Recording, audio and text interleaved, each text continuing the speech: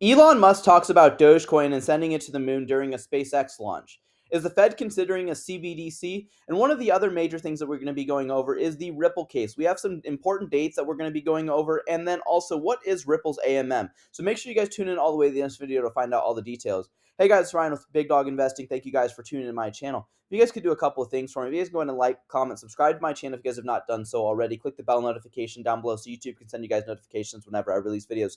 Watch my videos all the way to the end. If you could share my videos and share my channel with anyone. I'm trying to grow my channel as much as I can. I definitely need your guys' help in doing so. On my channel, we talk about anything that impacts financial markets. This is going to include the political landscape, especially because we're in an election year, stock markets, but the major thing that we go over on my channel is cryptocurrency. Getting started, today's be Friday, March 15th. The total market cap for all cryptocurrency right now is $2.61 trillion. This is a 1.05% decrease on the day today. Fear and greed index, we're still at an 89, so we're still in that extreme greed. Bitcoin had a slight drop from where we were earlier this week. We were trading roughly about $73,000, currently at $68,307. Ethereum did drop below $4,000, currently trading at $3,663, and XRP right now at 62.9 cents. XRP did have a disappointing week, in my opinion.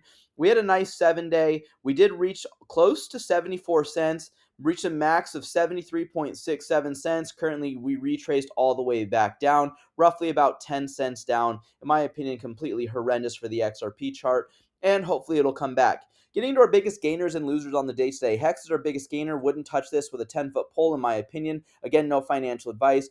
Their founder, Richard Hart, is in a lot of controversy right now, especially in the news. Possible lawsuits impending, but currently up 34%. Jupe just reached in the top 100. Don't know much about this token. Currently at 24.8% increase on the day today. And then CFX is going to be up 14.3%. Solana keeps on asserting its dominance. I made 3x my money on Solana before I sold. But if I held it, I would be up 843% rather than 300%. So obviously, for some reason, this is doing very well. Solana has a lot of controversy, a lot of downtime, stuff like that. In my opinion, I'm not going to get back into it. But congratulations to those that are still holding Solana. You guys are doing very well. I'm not going to get into the biggest losers. There's too many of them, and especially because they're all close in percentage. But in my opinion, the whole market's down right now. And in my opinion, this is a good time to buy. I might be getting a little bit more cryptocurrency. Again, no financial advice, but this is what I do. Whenever I see a red day, I try to buy a little bit of cryptocurrency, even if it's 10, 15, 20, 50, or $100 of a certain cryptocurrency that you like. If it's a red day, it's a great time to buy. Again, no financial advice, just my opinion. And then on green days, if you choose to sell, now I'm a long-term holder, so I'm going to keep on buying, and then I'll sell later into 2025. But obviously, you guys have to set your guys' own game plan and your guys' own financial interest at heart when you guys do it. So if you guys go up 10x your guys' money, obviously, if you guys need profits, take profits. If you guys are down though on a coin, but you guys need money to support your guys' household, unfortunately, you guys might have to take a loss and sell your guys' cryptocurrency, because at the end of the day, this is just an investment. Don't put any money that you guys aren't willing to lose in any investment, whether it's cryptocurrency, stocks, or going out and buying anything like Pop Funko dolls, sports cards, Pokemon cards, stuff like that. Getting into our news, though, Special Counsel Robert Hur lays down the whole story right here. Charlie Kirk ends up posting this. He says that we have identified evidence that President Biden willfully retained classified materials after the end of his presidency. And again, willfully retained at the end of his vice presidency. When he was a private citizen, Joe Biden was not exonerated. So he testified in front of Congress. And again, a bunch of people were saying that he was exonerated. We have the left saying that he was exonerated, but he was not exonerated. The special counsel Robert Hur just recommended 0 charges against the president of the United States. We have this Senator Japal, or however you pronounce her name. Biden is 100% innocent. You exonerated him with your guys' report. Robert Hur ends up interrupting and says, no, we did not exonerate him. Oops. She's like, what? He's like, we did not. And then she interrupts him and says, I'm reclaiming my time. I'm reclaiming my time. I'm reclaiming my time. So she was very distraught that he kind of interrupted her when she was speaking, because she was trying to basically lie of what his report was actually saying, and he wanted to get the whole story out. Again, everything's going to be down in the comments below. All the articles, all the X posts and stuff like that will always be down at the bottom. Now, there's supposed to be in Congress a TikTok ban. The House subcommittee ended up passing this, and the House of Representatives ended up passing this. But Presidential candidate Robert F. Kennedy says this so-called TikTok ban is actually a Trojan horse that could allow the president to ban any website or app merely by asserting that this is controlled or guided by a foreign adversary. Again, do with you guys will what you guys think about this, but I just wanted to point that out there. Again, TikTok is really big here in the United States, and also globally. Robert or Tom Emmer, sorry, he is the House Majority Whip. He says that if you guys don't think the Fed is pursuing a CBDC, think again. The Fed gave this to my staff during a presentation earlier this Congress. They view a CBDC as one of the key duties. So central bank digital currency, CBDCs right here, down on the key duties of the Fed payment system. Um, and in my opinion, I do agree. I think that the Fed is actually trying to pursue a CBDC. I'm against CBDCs in my opinion. Again, what can happen down the road is they can put a time limit on when you can spend your money, what you can spend it on, and then also it can expire at any time. How much money you're allowed to receive, how much money you can spend in a given week. All of this stuff the Fed can do. And then they can also track where you are spending your money. So in my opinion, I'm against this. JP Morgan Chase CEO Jamie Dimon says, I defend your right to smoke a cigarette and I'll defend your right to buy a Bitcoin. This is kind of crazy because, again, he said that if he was in the federal government in front of Congress, testified last year that if he was in Congress, he would ban Bitcoin, ban cryptocurrencies. Now, U.S. inflation rises to 3.2% higher than expectations. They're trying to get inflation below 2%. Obviously, this isn't going to happen, in my opinion, by the end of 2024. So we'll see what happens during this presidency. BlackRock and Fidelity now hold 331,560 Bitcoin, worth over 23.4 billion on their spot Bitcoin ETFs. In my opinion, this is one of the big reasons why Bitcoin rised in price so fast. Ethereum Dencon upgrade now live, bringing reduced transaction fees on layer 2s. In my opinion, I think that this upgrade is good. I absolutely hate Ethereum. I will never own the Ethereum token. But fees are really a big deal on Ethereum. The gas fees are really high. For you to transact certain coins on the Ethereum network, you might have to pay, if you want to sell $200 worth of Ethereum tokens, you might have to pay $40 in a gas fee. So you're paying roughly about 40% of your actual amount that you're trying to transact, or not 40, 20%, sorry, of the money that you're trying to transact on the Ethereum network just in gas fees. So if you're not up 20% on your coin or more, you're basically essentially losing money just in the fees alone to sell, not including the fees that it took to buy. El Salvador drops the income tax from 30% to 0% for international investments in money transfers. In my opinion, El Salvador is doing a great thing here. We need to see this here in the United States. Income tax is way too high. U.S. Congressman Matt Gaetz calls to ban Congress from trading stocks. We've seen this time and time again of members of Congress trying to ban other members. Will this one actually play through? In my opinion, absolutely not. Congressmen and women do not want this to pass because they have insider information and they bank money off of this.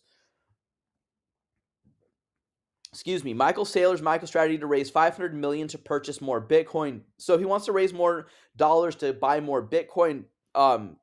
He's sitting at over a $4 billion unrealized profit on his Bitcoin. So he can obviously, if he raises more money or gets a loan on this, he can easily pay it back with his money in unrealized profit. The only way he won't be able to do that if Bitcoin price falls drastically. Now, this is one of the major things that we were going to talk about. But Elon Musk says Tesla will enable Doge payments at some point, Dogecoin to the moon. And this was during a SpaceX launch. They ended up sending the biggest spaceship into space with SpaceX just yesterday or 2 days ago. And in this, that space launch, he ended up talking about this and saying that Dogecoin would be essential. In my opinion, I completely disagree. It didn't affect Dogecoin's price at all like it normally has when he's talked about Dogecoin. But obviously, it's another meme coin. It could be beneficial. Some people could use it as payments. We'll see. But there's optimism that the SEC will approve an Ethereum spot ETF on May 23rd. So this is a day to look out for. In my opinion, I don't see the SEC doing this, but we'll see what happens with this. And there are reports that the SEC's website is down. Let's just try to go see. So sec.gov. They brought their website back. If you guys look on Watcher Guru, they ended up saying that their website is currently down. But in my opinion, completely ridiculous with this if this actually goes through. But in my opinion, we'll see. If it does, again, the price of all cryptocurrencies will rise, especially Ethereum, though, by itself. Vice chair of the FDIC says that tokenization of real world assets will have a transformative impact on the banking system. He says regulators, including the SEC, Gov, and the FDIC, need to do a better job providing clarity. In my opinion, I completely agree with this. There needs to be more regulatory clarity in the financial markets, especially regarding cryptocurrency, and obviously not ruling by enforcement. We'll see if Congress ends up stepping in for this. But this is in part why Bitcoin matters. This is Brian Armstrong, the co-founder and CEO over at Coinbase. It's a return to the gold standard that we left fully in 1971, a return to the financial discipline. So this chart right here just breaks down per presidency where we are in our debts and then how long it takes to accrue more debt. So if you guys want to look at this chart, you guys can. But right now, we're a little over $34.2 trillion in debt. IOTA launches a grants program to drive ecosystem growth, fostering builders, creators, and innovators. In my opinion, I don't like IOTA. I don't have IOTA, but in my opinion, I think that this is absolutely great. As we can get more people into the cryptocurrency space and then obviously get the word out, obviously we can see more institutional investors getting into the markets, as well as institutions actually utilizing cryptocurrency for what it's used for. With Hedera token service HTS, NFT creations and management has never been easier. In my opinion, I think that this is actually great. Getting NFTs on Hedera will actually be very, very beneficial rather than on Ethereum, Solana. Because the fees are being so high, the fees on Hedera are next to nothing, just like they are with Ripple on the XRP token. Less than a penny for transactions for most transactions. In my opinion, I think that this is great. And Hedera jumps on the bandwagon with the FDIC's vice chairman saying that real asset tokenization is set to reshape global economy, and the Hedera network with regulatory compliance and low predictable fees is providing the infrastructure for this transformation. I completely agree. I like Hedera. I like the HBAR token that's used on Hedera's hashgraph technology, which is different than the regular blockchain. Ripple partner Tranglo will expand into Europe via InPay's instant SEPA connections, and InPay will reach Asia. Tranglo will offer multi-currency cross-border payments to B2B, bridge to bridge, and B2B customers, in my opinion, or B2C customers. In my opinion, I think this is really great. Ripple just keeps on expanding globally. Now, this one is really interesting. For those of you guys that don't know, this guy is Charles Hawkinson. He's the founder of Cardano, or the ADA token. He says that 2025 crypto and AI predictions, largest bull market we're likely to see. And there's various different reasons why he talks about this. If you guys want to watch this whole video, you guys can. It's a minute and 44 seconds. It'll be down in the comments below. But I completely agree with his predictions. The 2024 cryptocurrency bull market will go into 2025. And then the following bull market will be 2028 going into 2029. In my opinion, I think those will be the two biggest cryptocurrency bull markets since Bitcoin has actually been around, in my opinion. But put down your guys' thoughts down in the comments below. What do you guys think about this?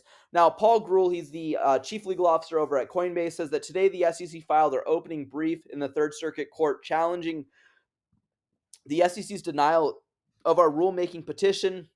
The SEC's denial arbitrary and capricious, an abuse of discretion, and a violation of the administrative procedures. This is 1 of 7. If you guys want to read, I'm not going to bore you guys. But Paul Grewal ended up breaking it down, says don't want to read the entire 78-page brief that they filed. The issue is crypto digital asset a security?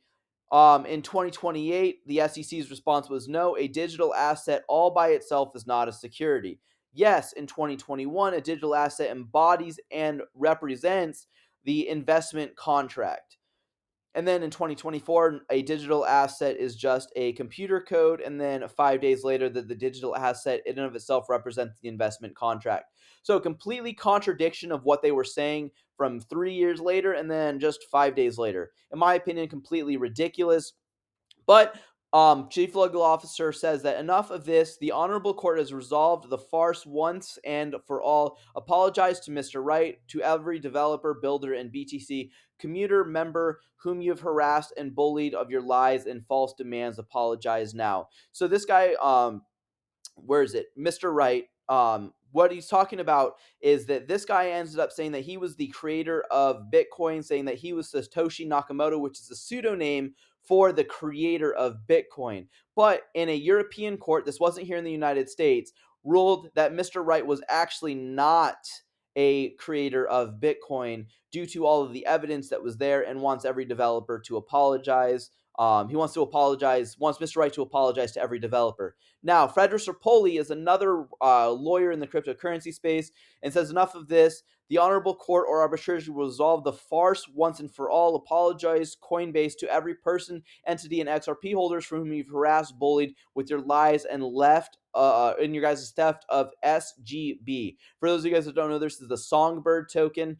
For those of you guys that don't know, Coinbase promised to give out an airdrop of Songbird tokens to XRP holders. Due to the lawsuit and everything else, they actually took away XRP off of their exchange for almost 2 years. And they ended up bringing the XRP token back onto their exchange after Judge Annalisa Torres ruled that XRP of and of itself is not a security. But with this, they have still not given out their Songbird tokens. They ended up giving out their Flare tokens, but we have yet to see Songbird tokens for the XRP holders. And this is what Frederick Serpoli wants to comment on, is do as I say, not as I do. So you disagree with the court's ruling and stuff like this, or you agree with the court's ruling, but you're not going to do the exact same thing and make it right with the XRP holders. Completely agree with Frederick Serpoli there. Now, on to our Ripple case update. So below is the revised schedule for remedies briefing. The SEC's Gov opening brief is due by March 22nd, so that's another date to look out for. So we see that we could see a possible Ethereum spot ETF on March 23rd, but on March 22nd, the SEC has to give out their opening brief. Ripple's opposition brief is due a month later on April 22nd of 2024, and the SEC's reply brief is due by May 6th. So, in my opinion, obviously I think that Ripple is going to reply way faster than April 22nd, but I do think that the SEC will still have until May 6th, even if Ripple does reply earlier, to give out their reply brief. And we know that the SEC wants to delay. So we're going to see delays, in my opinion, on this. Now, with this, a bunch of people are talking about XRP not being used by banks. One of the guys, Scams Daddy, he's on Twitter or X, wants to point out that I see that you mentioned me in your video today about my convo, and talks about banks not using cryptocurrency, or banks not utilizing XRP tokens.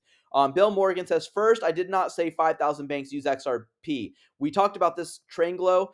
So he said, I said Tranglo uses the XRP and ODL for cross-border payments for its customers, and its network involves 5,000 banks. How many banks are involved in ODL was not stated by Tranglo. Secondly, you did not prove that no banks in the network that are not involved in ODL. You posted some information on filings to a regulator in the United States that contain risk disclosures of what may happen to part of its businesses in there are regulatory changes. All you really proved to us is there are no conclusion evidence that no banks use XRP, but you will use evidence of context to fit your preconceived conclusion that no banks use XRP. Kashta, one of the biggest people on X, in my opinion, that actually has a lot of useful information, says that Nvidia is pleased to expand its partnership with Ripple in Thailand, partnered with the SCB Thailand through RippleNet to process cross-border digital payments instantly through banks in XRP. Read more about it using this link.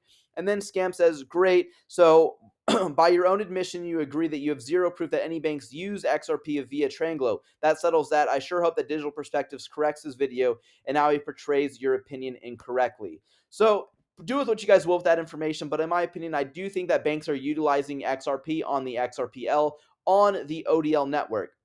Now, in my opinion, though, I don't think 5,000 banks. I think Ripple is still trying to get more banks to utilize it. There's still regulatory uncertainty here in the United States because the lawsuit officially has not ended yet. So banks are still kind of wary, in my opinion, in the United States, but I do think that banks outside the U.S. are using it. And this right here is a video demonstrating that the XRPL and ISO 2022 messengers for payments. If you guys want to look at this, you guys can. But for some reason, the videos don't play sound, so I'm not going to go through with this. In this, though, this guy for Smoke ends up saying that Swift and Ripple documentation of the Ripple can simply integrate with banks' back office systems in a matter of weeks. With bank-grade security and being an institutional favorite, it's obvious why that when banks want to go cross-border, they will choose Ripple. So it's only going to take a couple of weeks for Swift to integrate Ripple payments or the XRPL inside that system to utilize it. And in my opinion, I think that this is a great deal. Now, for those of you guys that don't know what XRPL and the AMA facts are, this guy right here, Panos, actually delivers out a lot of useful information and breaks things down very simply. It says that the AMM is a type of decentralized exchange, and in addition to the current XRPL's limit order book DEX, AMFs have become the standard in DeFi and are most popular type of DEX and dApps, with over 2 trillion transacted among all chains. They incentivize liquidity provisions and allows users to become their own banks and market makers. Not all AMMs are created equal, and on the technical side, each has its own model and formulas, and the XRPL's AMM is introducing some unique features that other chains and AMMs don't have. There are over 8,000 plus XRPL tokens, and you can create a pool with any 2 tokens you like, no need for XRP. You always provide equal value to both assets in the pool, no matter if you do a single-sided liquidity or not. There is no staking or earning with your guys' XRP. You lend your assets to the AMMs so that others can trade them, and you get paid on the fees off of that. The income comes from the trading fees that traders pay. If someone swaps $100 worth of an asset and the fee in the pool is 1%, then the trader pays $1, which goes in the pool and is distributed to the LPs based on the share of pool they own. The XRPL's AMMs allow you to earn yield on market making, volatility, and continuous auction mechanisms. Imperative loss, so ILs, is simply the opportunity cost of holding versus providing the asset to an AMM pool. The ILs is not something to be afraid of and can be mitigated by fees earned. Your goal as an LP should be to provide assets you do not intend to hold, but use specifically on the AMM to earn income from the fees and trading activity. Not all the pools created equal, and that not all pools have the same IL risk. In the case you provide liquidity in a stablecoin pair such as USD/EUR, there is equally zero to minimal ILs. Same if you provide to 2 cryptos with high correlation, such as the XRP and XLM. Providing liquidity of the XRP to stablecoin pair gives you less exposure to the XRP's upside, but also less exposure to the XRP's downside. You can provide practice with fake money if you guys want to on the XDOS Finance, Swap, ADOS Finance, and get familiar with it before going live on March 22nd. So if you guys want to get familiar with the XRPL's AMMs, you guys, it's essentially like trading pairs. So rather than staking your guys' current cryptocurrency on an exchange, like you guys can stake right now Cardano, for example, the ADA token on Coinbase. Right now they're paying a 2.0% staking fee, where they actually give you guys back. So if you guys have $100 of Cardano or 100 Cardano tokens, because they pay you back in Cardano tokens. So if you guys have 100 Cardano tokens on Coinbase and you're staking all 100, by the end of the year you'll have 100.2 or 102.4 Cardano tokens. So you got 2.4 Cardano tokens for staking 100 for the year on Coinbase. Whereas you're using the AMMs, you're actually just basically lending your money, like how the banks lend money to, let's say, somebody who wants to buy a house, and then they get an interest back on their lending amount. Rather than getting interest, you're going to get the interest in a fee amount that gets broken up in how many people are in the pool, and depending on how much of each person does. So if a person has, let's say, a million XRP tokens in the pool, while somebody only has 100 XRP tokens in the pool, the person who has a million tokens is obviously going to receive a greater reward or greater fee back from the pool compared to the person who only has 100. So it's not equal. It's representative of how many tokens make up the pool, and it's distributed evenly among those of the XRP holders. Now, understanding fees on the automated market makers, it says that a key feature of the AMMs is the fee structure. The most common pool fee is typically 0.03%. This fee is taken for each trade, and distributed liquidity provides as a reward for the deposited funds. Compared to the centralized exchange SEXs, which often have fees ranging from 0.01% to 0.1% to 0.5%. AMMs sit comfortably within this range. However, SEXs um, or CEXs, sorry, may also charge additional fees for various services and have hidden fees.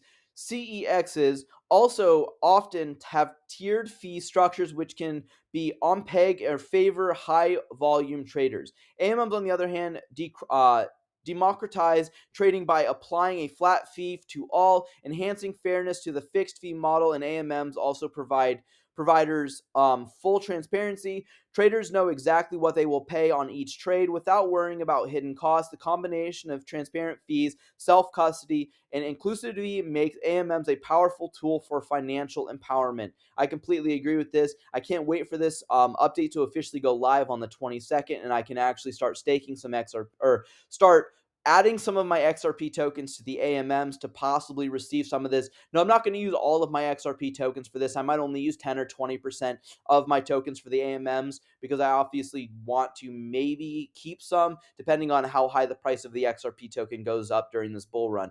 But put your guys' thoughts down in the comments. What do you guys think about AMMs? Thank you guys for tuning into this video. I'm sorry if it was a long one. It was 25 minutes, but I appreciate all of you guys. And if you guys can invest with the big dogs, stay on the porch. Thank you guys and have a good one.